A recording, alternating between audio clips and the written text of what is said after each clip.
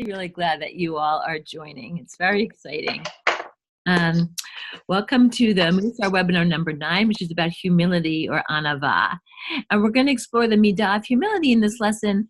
We're going to apply it both to our relationships with others and to our relationship with the environment. I'm going to start out the webinar the way I start out all of them, which is inviting you to look at our Facebook page where people share things that they're doing that are interesting. And I'll include the link in our follow-up email. And also, if you do Instagram, look on there too, because we have some interesting things going on in Instagram. And now I'm going to get to the themes of this lesson, which are really interesting. So we're going to apply the midah of humility to both our relationship with others and to our relationship with the environment. And when we take up too much airspace in a conversation without considering others, or when we spread our belongings on the seat next to us on the bus, or we don't, consider others around us, we're behaving negligently in the practice of humility. So that relates to both the environment and to other people. And if you look at the themes, balanced humility is about taking up the right amount of space, neither too much nor too little. And in the context of the climate crisis, we have to consider how we as human beings may be taking up more than our share of environmental resources. So curbing our carbon footprint is both good Mussar practice and sound global citizenship. And we're going to start out by looking at the first text. When I first read this, it says a lot of the same words over and over, but it paints a picture of when God created humanity, and God said, "Let us make man in our image, after our likeness, and let them have dominion over the fish of the sea, and over the fowl of the air, and over the cattle, and over all the earth, and over every creeping thing that creeps upon the earth." And God created man in his own image. In the image of God created he him. Male and female created he them. And God blessed them, and God said to them, "Be fruitful and multiply, and replenish the earth, and subdue it, and have dominion over the fish of the sea, and over the fowl of the air, and over every living thing that creeps upon the earth." So, what does it mean to you that you were created in God's image? Do you even believe that you've been created in God's image? Anyone? How would we know? That's an excellent answer. I love it, and I never thought of that. Good question. So there are two ways to look at this that I think of. One is, I'm not sure I was created in God's image. I think perhaps people created God in an image they could understand. And I think any answer is really acceptable. Some people say that humans created God in our image because we need help to visualize and explain a concept that's really complicated. So we compare God to a king, to a father, to a lord, to things that are physical and are easier to comprehend. I think as time has gone on, I don't think that people really think of God as male or as a father. But certain aspects of those relationships might be something you think of as godlike. And another thing is, I think the Jewish tradition says that because we've been made in God's image, we should try to emulate God. So we should help others, we should be responsible for the earth. And in that way, I think thinking of ourselves as created in God's image, maybe inside of us, our spirit is part of God. And in that way, we're created in God's image. And with that in mind, does it make you feel humble, or does it create a sense of pride or even arrogance to think of yourself as being created in God's image? Well, I'll chime in here if anybody else wants to also. I think traditionally, thinking of ourselves as created in God's image, that's like a responsibility. And I don't think it would instill a sense of arrogance. If I could point at something and make it change, maybe I'd feel arrogant, like, whoa, I have superpowers. But I think that it's more a sense of humility that it would instill in us, because we know that we are responsible in a way because we are part of God. I think it depends a lot on the person. themselves who looks at it. If some people would look at this text and it would definitely give them arrogance, because it says, they have dominion, they have power over everything. Mm-hmm. But for other people, then it doesn't. As you said, it makes them feel responsible. So it all depends on the person, I think. Yeah, I think you're right, and that's why it's a good discussion question in a group. Yeah, this text implies that we've been put on earth to subdue and to control it.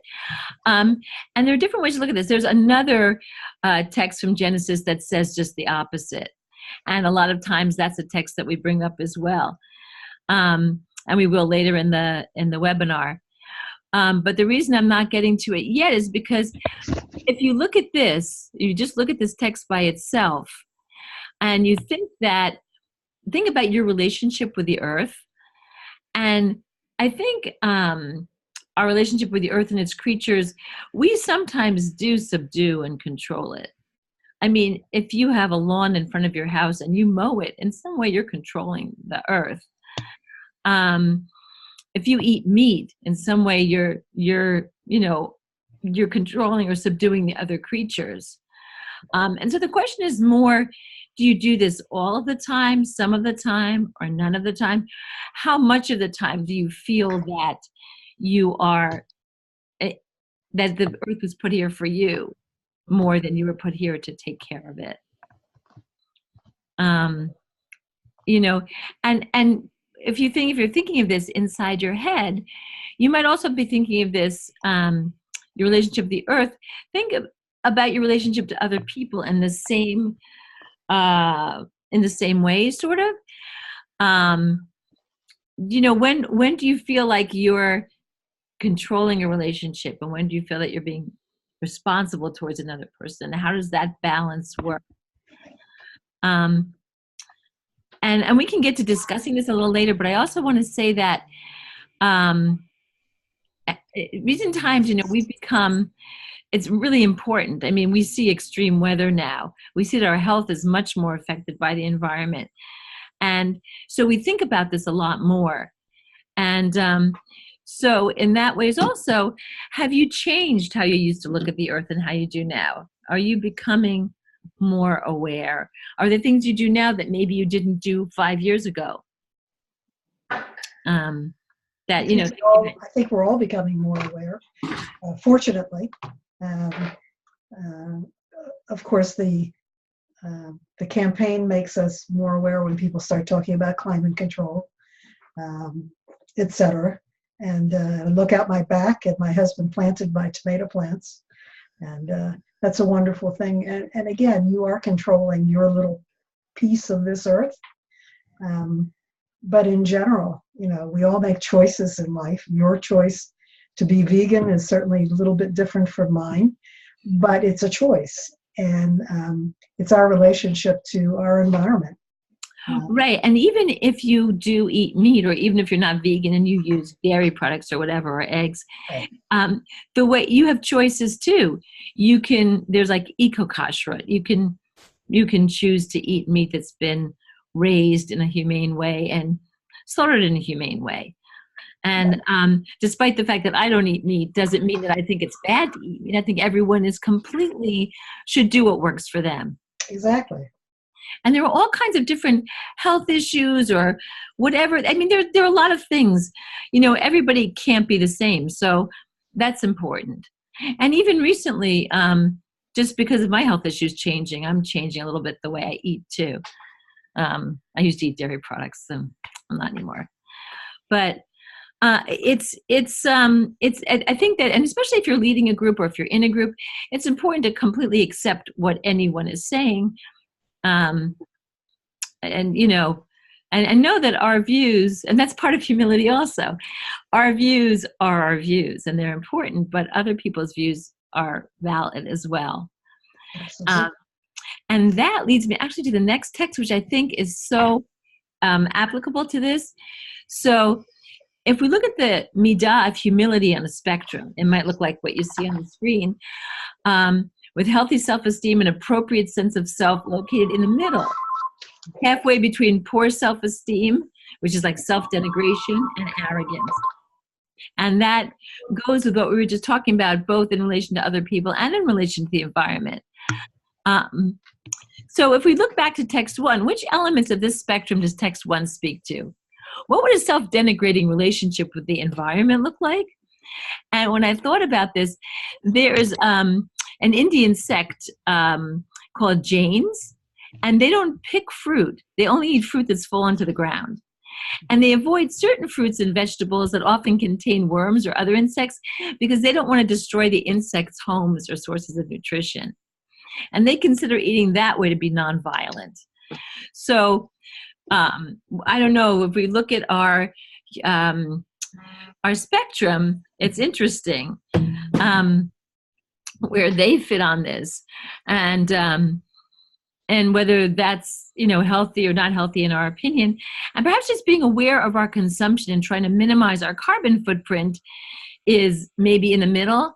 And an arrogant relationship with the environment, what would that look like, do you think?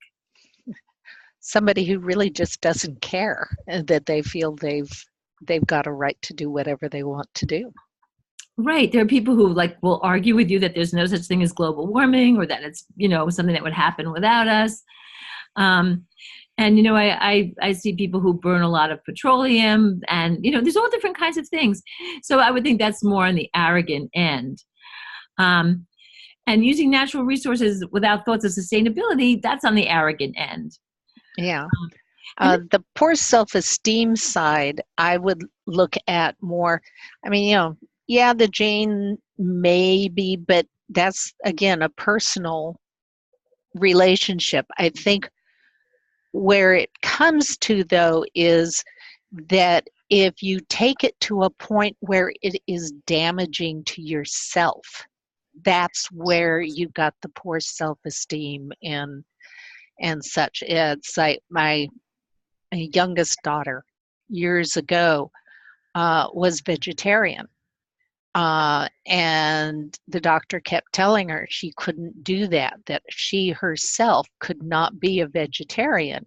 And it took her quite a few years before she realized the doctor was right, that being a vegetarian for her specifically was damaging to her health. That she herself has to be on a high protein diet with no soy. And so she can't be a vegetarian. And so that's that poor self-esteem end. And I'm happy to say she's now definitely more in the middle. So it's a very personal thing still, this humility spectrum. I don't know that you can generalize it as to say all of these people are this way or all of them are that way, but they definitely, both extremes are definitely not good. Well, it's interesting that you said, actually, you can use it for everyone, but like you said, it needs to be personal. Yes. And I think the perfect test about whether your esteem is healthy or unhealthy is, are you allowing harm to come to you? Mm-hmm. And that's really where it comes to. And it's complicated. It's not simple, but that is a really good litmus test. Like, are you doing things that keep you healthy and keep you strong? And if something is harming you, then you're allowing it to happen, then your self-esteem is probably not good. And that can also go to personal relationships. This midah of humility is it's not about meekness necessarily. Moses was considered a great leader, and yet he was considered the most humble of men. So we look at our personal relationships and which ones are most balanced. And that means both parties take up the right amount of space. So neither party should be self-denigrating or domineering. Humility isn't about weakness, it's about right being in the middle. And so what we said about the environment, to apply it to us is really important. And I think it becomes more complicated and less clear. And it depends who you're having a relationship with. If both people are very concerned with the other one, they're both very empathetic, it might be balanced. But if one's really empathetic and the other is really arrogant, that's not a balanced relationship. So it's not only about each person, but about how they work together, I think, when you come to relationships. But then going back to the thing about the environment, told you I was going to get to this. So this text from Genesis 1 paints a picture of humanity's dominion over the earth. But Genesis 2, which a lot of Jewish environmentalists quote, offers an alternative, humble perspective, which is, and the eternal God took the man and put him into the Garden of Eden to work it and to take care of it. So if we look at that in terms of our humility with relationship to the earth, and we can compare it to our relationship with people, think of this as a value to yourself and consider, going back to the environment. Do you think the idea of taking care of the environment, which I think we all have to some extent, do you think of it more as a Jewish value or a good citizen value or both? Like, where are you coming to it from? I think both. Which do you think came first?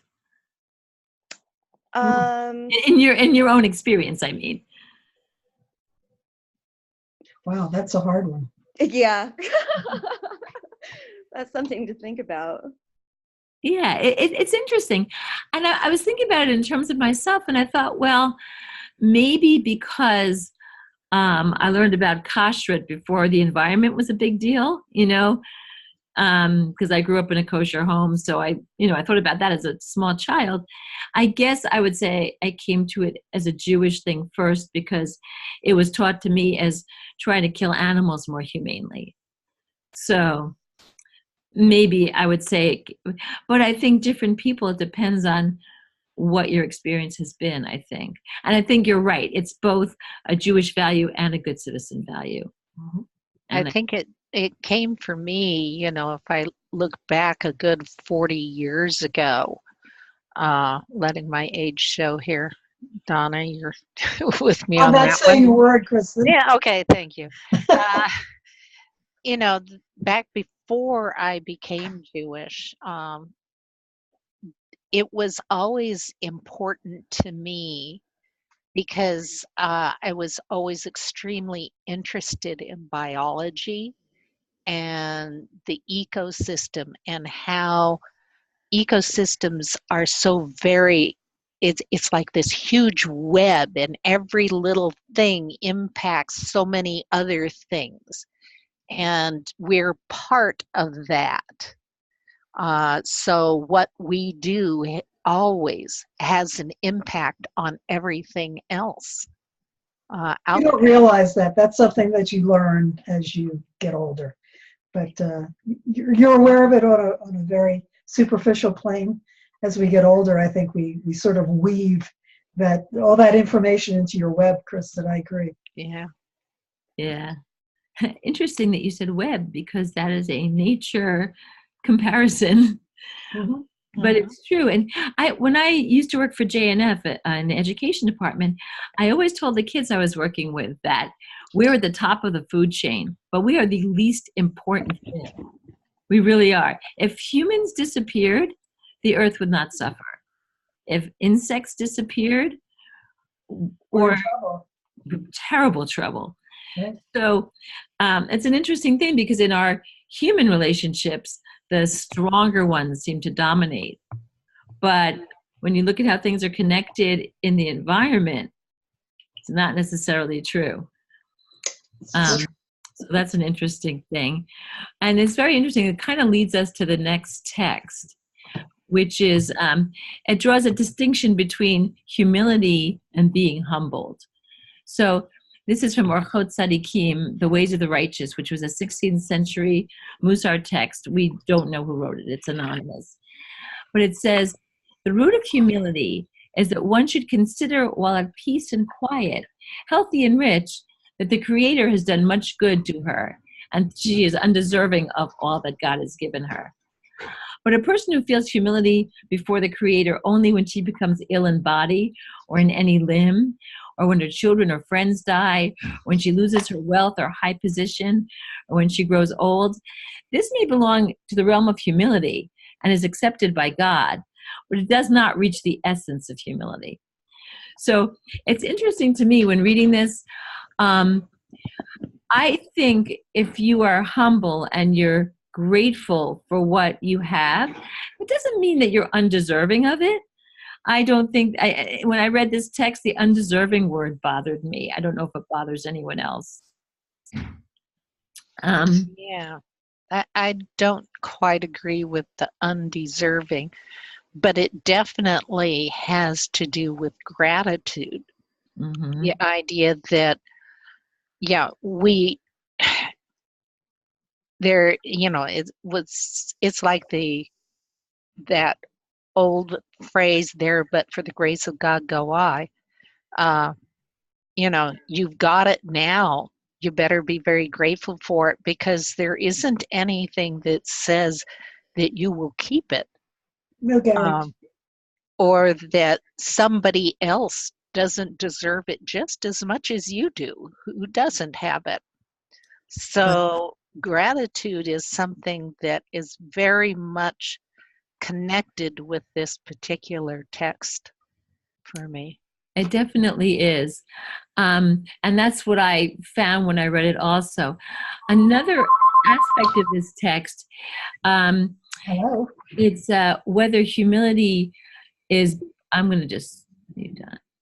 Whether humility born of suffering is on the same spiritual level as that's derived from grateful relationship with God. So this text says that humility that's not born from suffering is on a higher level. Yet God will accept either one. But in your opinion, what is the relationship of humility to action in the world? Because that also relates to this text, and I was thinking about it. How does humility relate to both taking action and the kinds of action one might take? It's a question I would ask from this. So I'm going back to thinking about my very young grandchildren and how they say that you need to respond to them in a certain way so that they know they have some control over their world, right? You can't spoil them, but you have to give them some kind of response. You can't just ignore them. And that to me looks like this. In your opinion, if you're extremely humble, maybe you'll be afraid to take action. And what I wouldn't yeah. think so, because it seems to me that as part of being humble and grateful both, you have then an obligation to help others achieve that same thing. So if you have a lot of wealth, then it's up to you to help make sure that those in need are taken care of. And that's just part of the responsibility that you have, and definitely comes from both humility and gratitude. It's nice that you related them to each other. That's excellent. Like, I like that. Mm-hmm. Yeah. And that's a beautiful way to actually show your gratitude, by helping others. And if you do it from a place of humility, you'll do it in a way that will preserve the dignity of those you're helping, which is also a very important thing. So these texts that we have here, they're talking a lot about humility and where it comes from, as we said, gratitude, and the different aspects of humility. Like here we're looking at humility and gratitude in terms of before we lose what we have or while we're happy. The next text talks about, it's kind of a story about Rabbi Zusha and Rabbi Elimelech, and I'm going to tell you a little background about them first so we know where to come from it. So Rabbi Zusha was the brother of Rabbi Elimelech. Rabbi Elimelech was about 5 years older, and both of them were born in the city of Tykosin, which is a small city in northeastern Poland. Their father, Reb Eliezer Lipo, was the son of a great Torah scholar, Rabbi Elimelech, whom Rabbi Elimelech was named after. So they're very well pedigreed Hasids. And both of them became prominent disciples of the Maggid of Mezerich, part of this they were part of his inner circle of students. They were called the Chavraya Kadisha, the Holy Brotherhood. And so they were great tzaddiks, and you can see that the Rabbi of Mezrich is also going to be in this text. Rabbi Zusha was known for his deep emotional support or approach towards prayer and his great piety. He didn't write any books, but his teachings were collected in the Menorat Zahav, which was based on the memories of his students. Both Zusha and Elimelech were known for, and this is really, to me, this was very significant when I read this, they're both known for accepting their great poverty with equanimity and eternal optimism. Let's look at the text. Rabbi Zusha and his brother Rabbi Elimelech were once discussing the subject of humility. Elimelech said, if one contemplates the greatness of the Creator, he or she will arrive at true humility. He probably said he, but I added she in there. But Zusha said, no, one must begin by being truly humble. Only then will he or she recognize the greatness of the Creator. They went to their teacher, the Maggid of Mezrich, and they said, who's right? And this is what he decided. He said, these and those are the words of the living God. But the inner grace belongs to the one who begins with oneself and not with the Creator. So what did he mean by that? He meant you start out with humility, and then you will appreciate the greatness around you. So it goes back to the gratitude we were talking about. So, and looking back at the text we just read, and then the text 2, and then this one, what role, if any, might suffering play in the perspective of Rabbi Zusha? He's the one who said, you begin by being humble, and then you recognize the greatness of the Creator. So, what do you think? Well, what I think is, it looks like if you don't have gratitude, you might need something to knock you off your pedestal to become grateful or humble. And so it looks like Rabbi Zusha, who said to begin with being humble, would would say that suffering shouldn't play a role in your humility. You should have that humility from the beginning. So who do you agree with more, Elimelech or Zusha? Do you think it should begin with the Creator or begin within yourself? Like, do you begin with the outside or do you begin with the inside? For me, it's knowing who I am first. I can see both sides. Try to always see both sides. But for me, and especially recently, knowing what's going on with me is the way I react to others and what's going on. And I think it's been that way all my life, knowing who I am and how I relate to others. I think you can learn to be humble. I think you can learn to know who you are. So and it's a very hard lesson.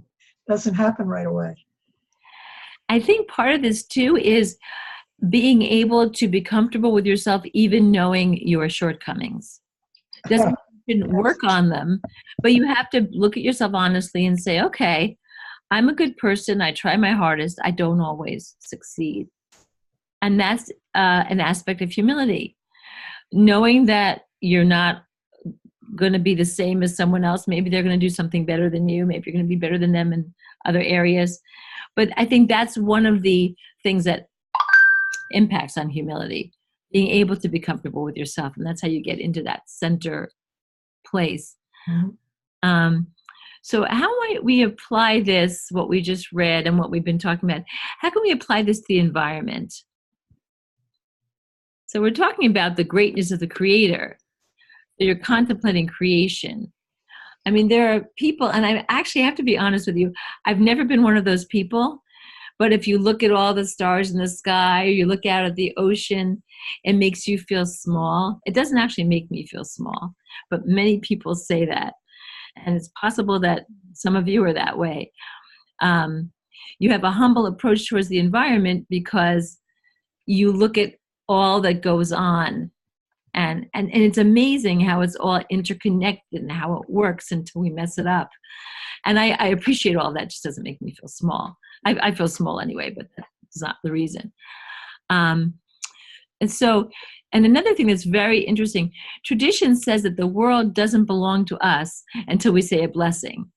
And that, to me, implies humility towards the environment.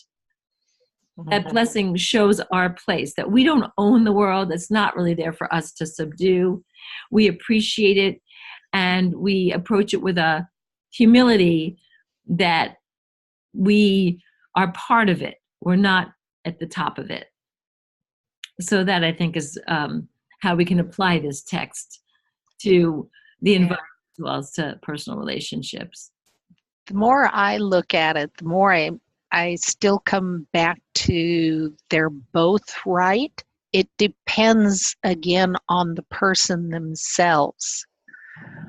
Some people will naturally start from knowing themselves and being humble that way and recognizing.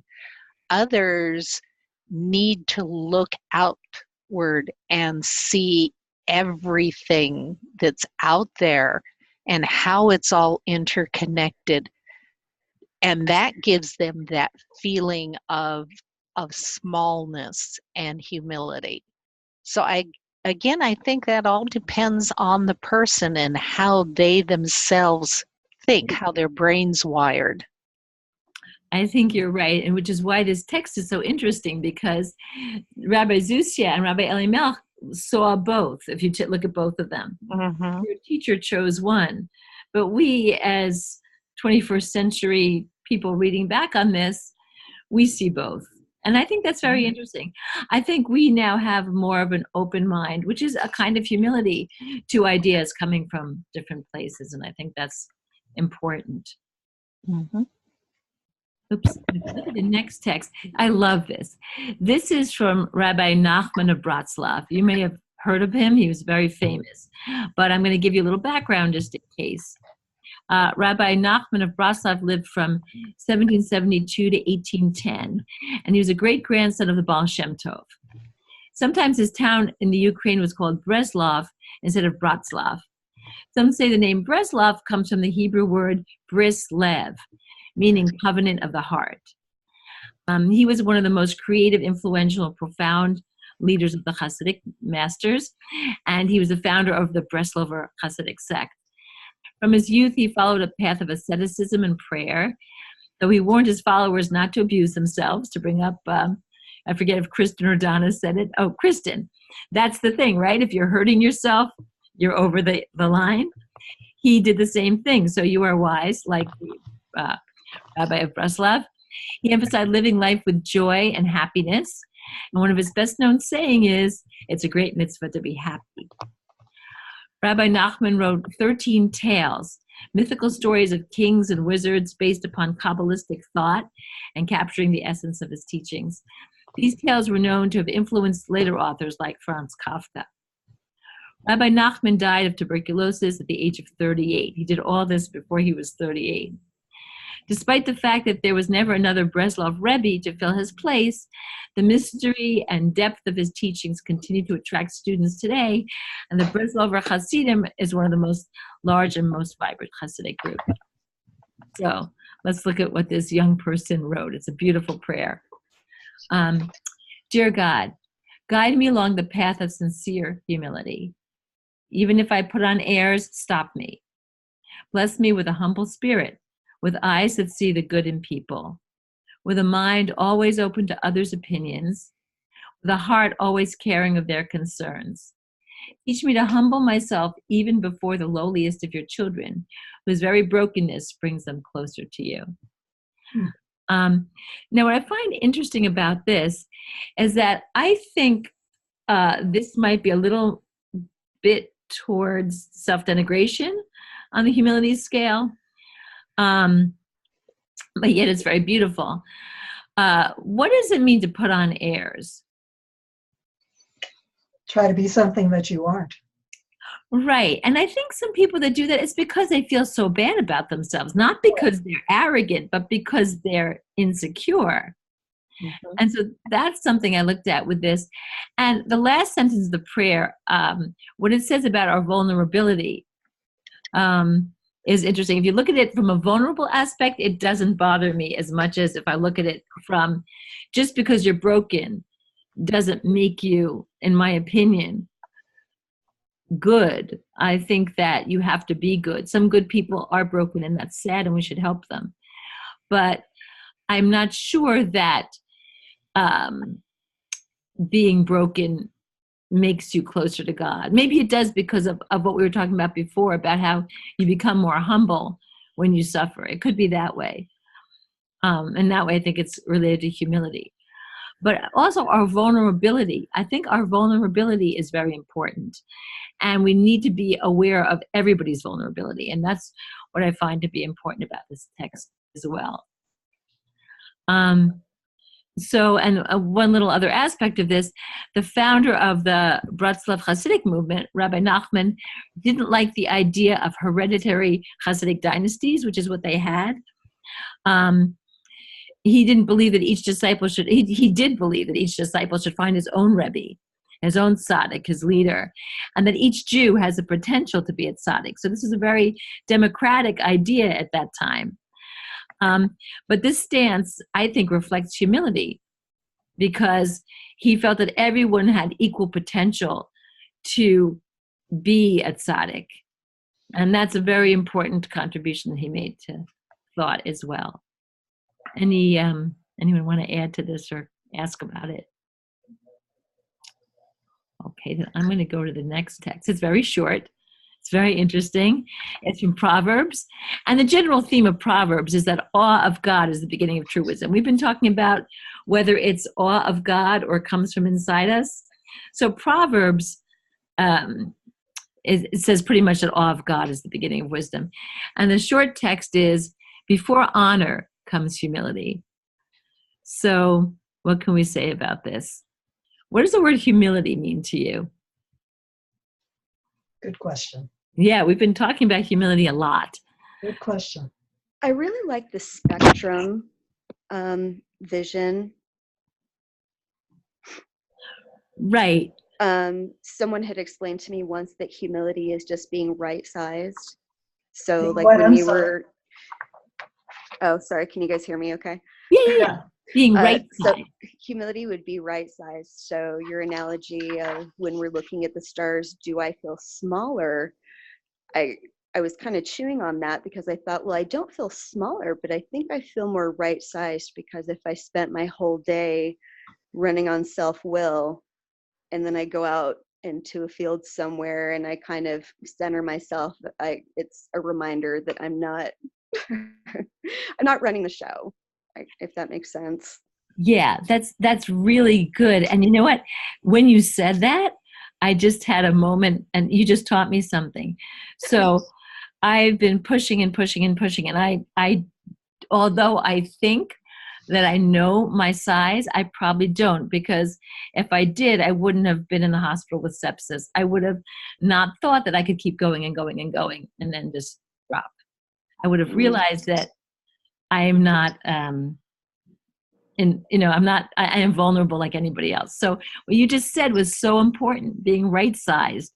And I just learned that from you. So thank you. You're welcome. So humility, being right-sized, I like that. So part of being humble is acknowledging the gifts and strength you've been blessed with and using them, and as part of being humble, using them for greater good. I think somebody said that earlier anyhow. And I think that's right. Being humble doesn't mean you don't know that you have gifts. It means that you know that you're part of the greater world and you should be using them for some kind of good. And Donna, you were talking about this before, how humility and self-awareness of both your strengths and your vulnerabilities, they're connected. Humility, we've been discussing it, and Donna said, it's kind of knowing yourself and being comfortable with yourself and being able to see your strengths and your weaknesses and know where you fit. And we're constantly evolving. We're not, hopefully, we're not the same person. So every single day, we are just evolving and changing. And it's an interesting concept to remember that you're not the same person today that you were yesterday, hopefully, and that you're gaining perspective about yourself and where you fit in this blue marble, as I called it with my grandson the other day. You know, you were talking about where we fit, Right. how we fit, and some days I feel a lot larger than I do on other days, but still a part of this blue marble. And it's an interesting concept. I'm really enjoying this particular text. I am too. Yeah, so it's very interesting. And that humility can bring honor, because when you fit and when you are sharing and when you realize this, then honor comes to you. As you honor, honor comes back, which is going to Also, that you can't have honor unless you have humility. absolutely not true honor. Never. It's true. And when we come to the end of the webinar, there's a question there or a quote that brings us to life as well. So I think it's a really important concept, and I really like discussing it. The next text is from Rabbi Menachem Mendel Levin of Satanov. He was regarded as the father of the Galatian Haskalah, the Enlightenment movement. One of his most influential work was Cheshbon HaNefesh, which means moral accounting. And that was published in 1809, which gives us some perspective of when this was written. And what he said was, always seek to learn wisdom from everyone, to recognize your failings and correct them, which is what Donna was talking about. In doing so, you will learn to stop thinking about your virtues, and you'll take your mind off your friends' faults. I like that. Yeah, so I very much practice this about taking my mind off my friends' faults by thinking about mine. But I don't think it's bad to stop. I don't think you need to stop thinking about your virtues completely, especially if you look at like teens, which we have a large teen program. I think we empower them a little too much. And, you know, America's best, what our students score best in is self-esteem. We don't know much, but we think we're terrific. So you do have to find a balance. But I don't think you should completely stop thinking about your virtues, in my opinion. But, you know, if you look into yourself, are you able to assess your own strengths and your own vulnerabilities? Sometimes. Right. And Sometimes, but it can be, I think, very hard, because the only way I think really to know what they are is as a reflection of the people around you, because that's what's going to show you what your strengths are, and not is your interactions with other people and how they react to you. Right. You can kind of use them as a gauge. It's almost like if you are able to look at yourself objectively and you can see when you're contributing and when you're not contributing. It's the whole thing of taking up the right amount of airspace. I think that's very important. I remember when shopping with my oldest daughter once, when she was like in middle school or early high school, and her friend was there, and her friend tried on a pair of jeans. And I said, Alana, do you like those jeans? And she said, it doesn't matter whether I like them. It's whether other people like them.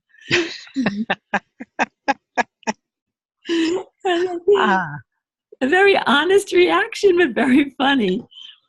Yeah. I don't have girls, so I can't even relate to that. We have sons and grandsons, so that's a whole different topic for me. I'm gonna learn. I have 3 daughters, and now I'm on my 3rd grandson. He's due in July. So thank you. It's going to be interesting to see the differences. They're too little now to tell, but it's going to be interesting. Yep. Yeah, but it's true. It's you can learn by definitely gauging yourself against other people's reactions, and that's, I think, also a very good strength, to be aware of what's going on around you and have perspective, not in a defensive way or in an arrogant way, but to really be level and seeing that. And that leads us to another thing. If you seek feedback and accept constructive criticism from others, because that's always difficult to do. And I think a lot of it depends on how the constructive criticism is given, if it's really constructive. And I think we can all feel the difference. So that actually brings us to our practices, and a lot of this stuff comes to life here. So I'm excited to go through these with us. The first one, Rabbi Simcha Bunim of Peshkishka, I can't even say it, but obviously somewhere in Eastern Europe that I can't pronounce, he taught that everyone should have 2 pockets with a note in each, so that he or she can reach into one or the other, depending on the need. So when you're feeling lonely and depressed, discouraged, or disconsolate, you should reach into your right pocket and there find the words, "For my sake was the world created," which is from the Talmud. But when feeling too high and mighty, one should reach into the left pocket and there find the words, "I am dust and ashes," which is from Genesis. So the practice is make your own pocket blessings out of 2 slips of paper that get rolled up. I would not tie them with a string because it's too hard to take them out and read them.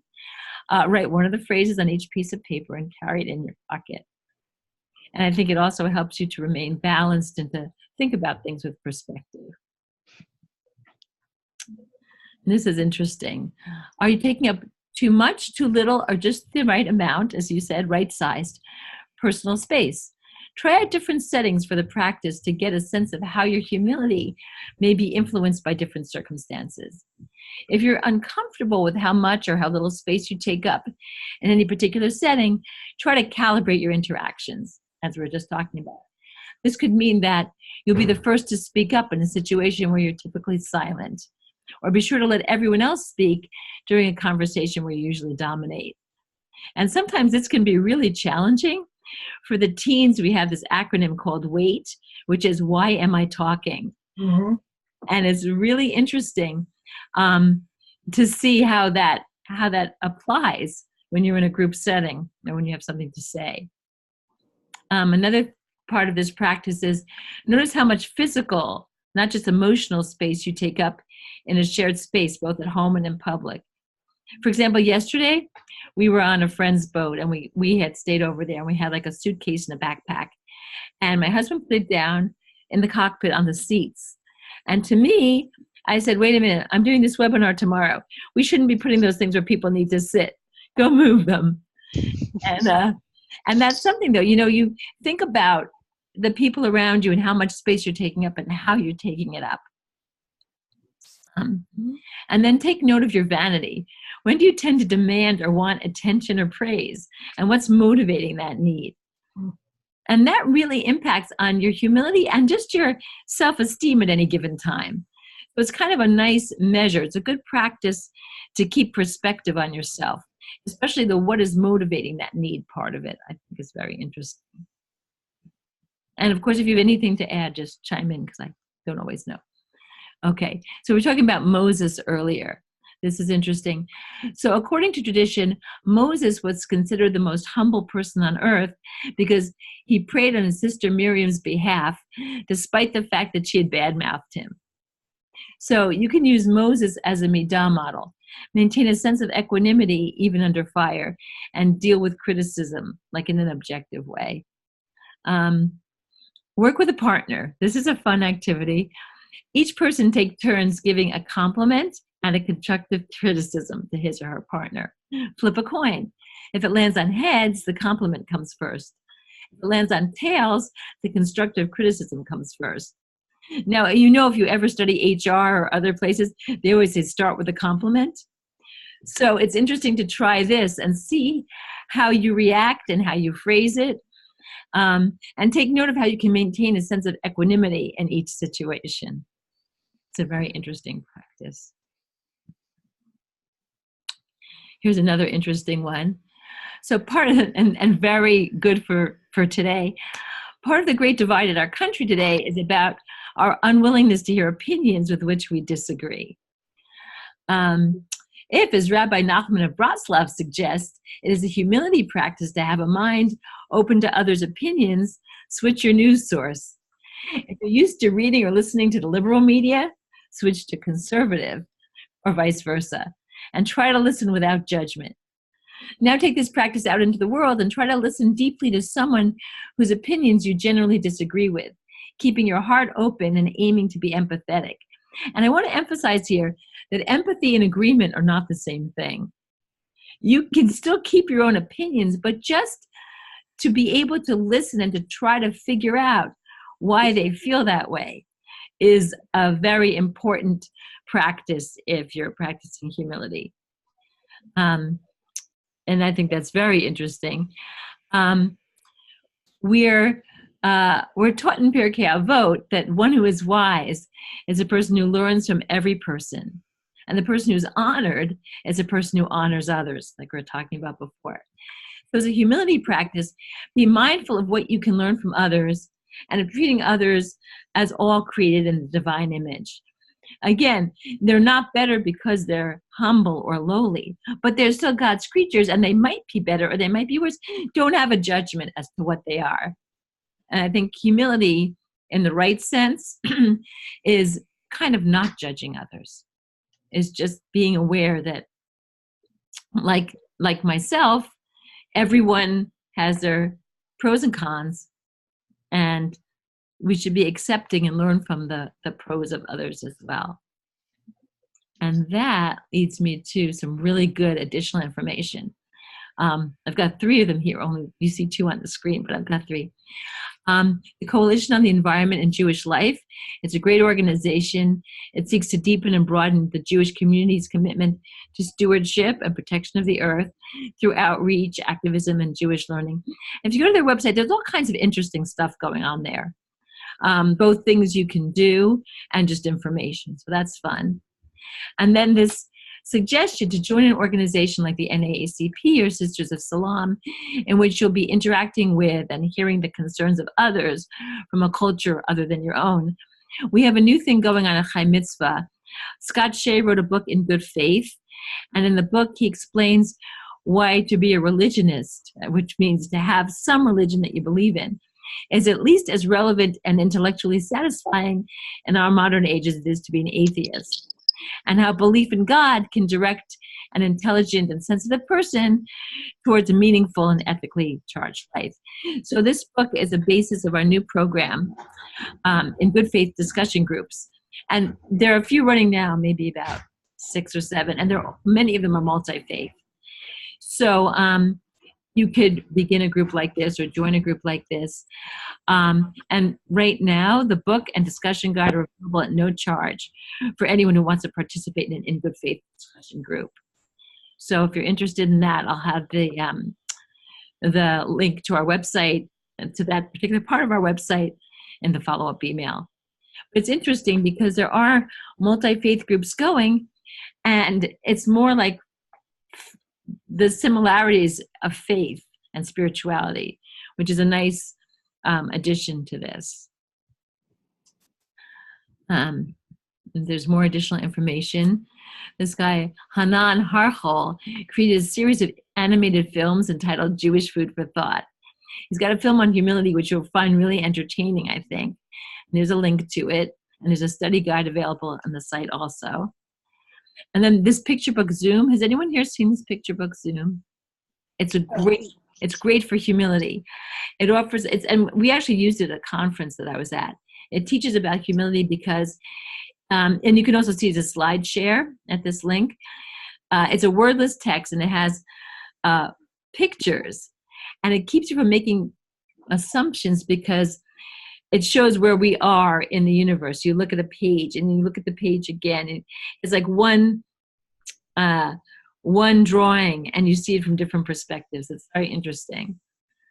Then there's a Talmudic story about the rabbi who mistreated an exceedingly ugly man. I don't know if you're familiar with it either, but it's a good story. It's about self-righteousness and forgiveness and humility, flexibility. And for the text and some study questions, you can go to this link as well. But wait, there's more. Humility Isn't Always Nice is an article by John Bloom, and it describes the characteristics of a humble person that may not always be to our liking. You can read it and see if you agree. And then this is a very interesting, I think it's an Eli talk, Journey from Hero to Humility. Dr. Christina Gibson was in Nepal in April 2015 when the earthquake hit and watched the incredible local response. She thought that being a doctor, she'd be able to do something. And it was an expectation that she would be able to help people that made her realize that expertise can be a liability. Hmm. It has to do with when you expect to be able to control things that maybe you can't control. Very interesting. It's a good talk. Then there's leadership without ego, citing examples from the lives of Mahatma Gandhi to Ronald Reagan. Bob Davis says leadership without ego is a rare commodity. And I think we're all aware of that. And then The Humble Leader. This cartoon is a joint Godcast and Eli talk. It's based on Hal Lewis's talk, It Ain't the Heat, It's the Humility, Jewish Leadership for the 21st Century. It's got a great title, and it's a great Eli talk. You definitely take a look at that. And then I was talking about this before, each source book has questions on the back cover to help participants focus on their independent projects. So at the end of the session, take a couple of minutes to look at the questions on the back cover of your book and have each participant answer them either in writing or as a group, depending on how your group works. This month's question is something I was talking about before. This quote from Ecclesiastes relates cause and effect, both in nature and in our actions. And think about how it speaks to your independent projects. All the rivers run into the sea, yet the sea is not full. To the place from which the waters flow, there they return again. Anybody want to jump in and say what this means to you? Well, I think it's almost like Hillel standing on one foot. What you put out comes back. Now, this relates to humility is that you see yourself in the middle, you're balanced. I can't get away from what you guys said, the right size. Being able to see yourself clearly in who you are. We're a mature group. Not everyone who discusses this, I think, has gotten to this point. But the thing about humility, it's related to gratitude. It's related to equanimity. It's the ability to be thankful for what you have, even if it's not all you ever wanted. The ability to see your pros and cons without feeling bad about yourself. And the ability, as Donna says also, to be constantly evolving. Knowing what your pros are, knowing where you need to work on things, using your gifts to help others, and learning from others whether you agree with them or not. And not necessarily beginning to agree with them, but being able to value their opinions. I think all of that goes into this quote, because to the place from which the waters flow, they return again. So nothing is going to remain the same. So that brings us to the end of our webinar. And I have to say, these were some great discussions. I hope you enjoyed them as much as I did. Terrific. Great. So if there are any questions or comments, this is the time for them. But I appreciate all your questions and comments as we went through. Some amazing stuff. And I thank you for joining me. Thank you very much. Thank you. Thank you.